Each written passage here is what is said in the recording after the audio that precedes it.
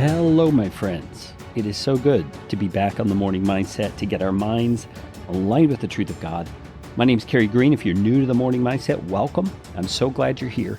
Our goal in these short morning sessions, afternoon sessions, evening sessions, whenever you listen to it, is to get our minds aligned with the truth of God so that we can then live according to what we've learned.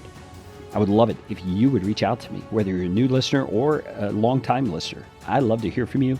I'd like to know your story. I'd like to know how you came to know about the Morning Mindset and the benefits that you've experienced from listening.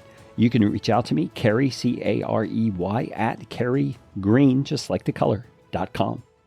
All right, we are looking at this topic of anxiety, and today Jesus takes us into a scenario where he's talking about the anxiety we feel regarding possessions. This is Luke chapter 12, verses 13 through 21. And Jesus, in characteristic style, is going to teach us through some stories.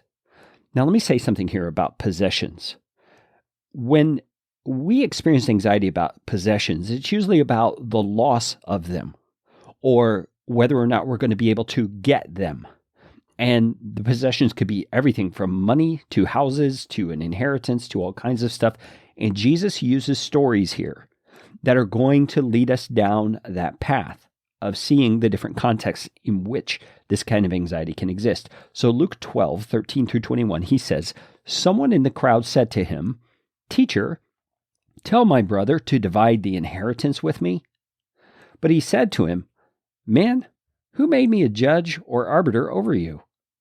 And he said to them," so he's turning to the whole crowd in light of what this man said to him, "Take care and be on your guard against all covetousness. For one's life does not consist in the abundance of his possessions." And he told them a parable, saying, "The land of a rich man produced plentifully, and he thought to himself, 'What shall I do? For I have nowhere to store my crops.' And he said, 'I will do this. I will tear down my barns and build larger ones, and there I will store all my grain and my goods.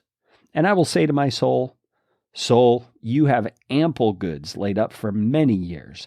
Relax, eat, drink, and be merry.'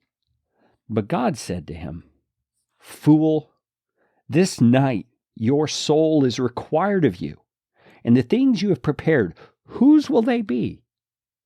So is the one who lays up treasure for himself and is not rich toward God.'" I don't know how that little parable strikes you, but this whole context about possessions really hits home for me because I've had seasons in my life when there was not enough money to meet the needs of the month. You know what I'm saying? You just find that you can't meet all the bills. You find that there's situations where you're short on rent or you have an emergency come up like a car repair or a medical bill, and you don't know how you're going to make it all work.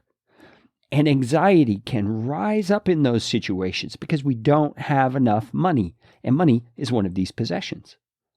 See, I've also been in a situation where I lost a job, and so then it was a threat that we were going to lose our apartment or we were going to lose our electricity or various things like that. That's scenarios I've walked through.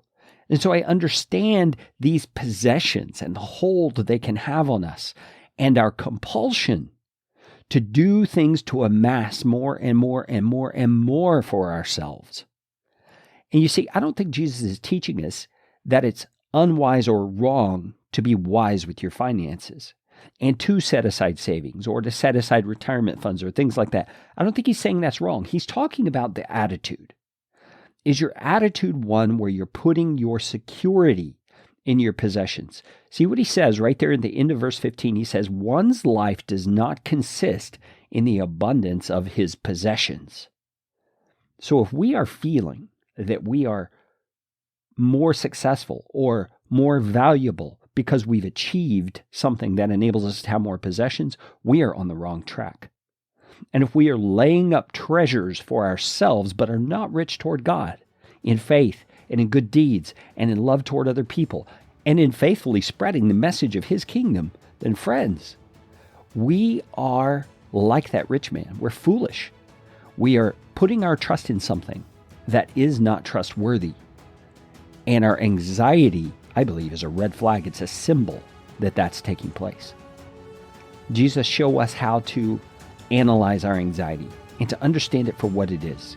That oftentimes it is a fear regarding possessions, and that fear exists because our hearts are attached too tightly to our possessions. We're putting too much value in them, and we're depending on them too much when we should be depending on you and be walking in obedience to you regardless of our circumstance, trusting you to care for us. So Jesus, help us as we endeavor to sort these things out within our own souls. We ask it in your holy and powerful name, Jesus. Amen.